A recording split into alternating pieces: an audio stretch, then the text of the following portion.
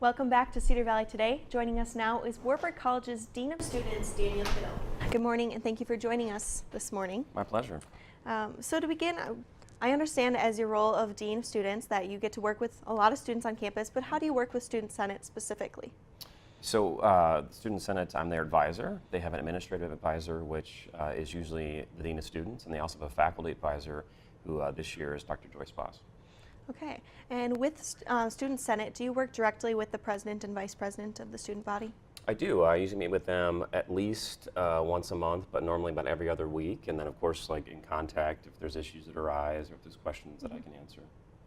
And now I know elections will be coming up this next week, and on Monday night they will be having their first debate. So what do you think is important about this debate? I think what's important about the process is I'm impressed by the number of candidates. I think back to some of the teaching that I've done in the leadership program, the relationship between leading and risk, and it takes just some leadership to demonstrating leadership just by running, and so I'm impressed by the slate of candidates. Awesome. I know there are 3 ballots up for president and vice president, so you mentioned you haven't seen this very often. Yeah. So what do you think about that? I think it's going to be fun. Last year's debate was pretty spirited, and I imagine this year's will be as well. But I'm always impressed, frankly, by the civility that the candidates show one another. I think everybody knows that they're in it for the right reasons, and so I expect it to be spirited, but certainly civil. And what do you think it's important for the student body to look for when they're deciding who to vote for president and vice president? I think I would remind them of 2 roles that the Senate plays. One is allocating student fees, and that goes to individuals, that goes to organizations, it goes to campus improvement projects.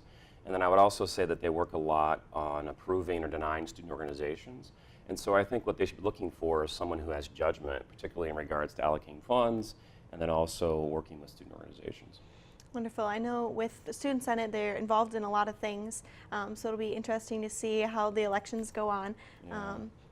Also, one of the things that I think, whenever I've had an opportunity to talk to some of the candidates, is that it's like national politics. You never know what kind of issue is going to define their term, and so I think they also just need to be open-minded. What are you looking forward to the most during this election season?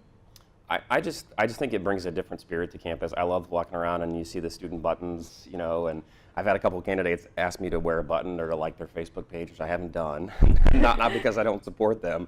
But because I tried to make sure that I'm neutral in the process. But it's just fun to see that type of campaigning on campus. And I also like that the process isn't that long, frankly. I think it's about the right amount of time to bring awareness to candidates, but then also to wrap it up. What can you tell me more about the process of election itself and the timeline of that?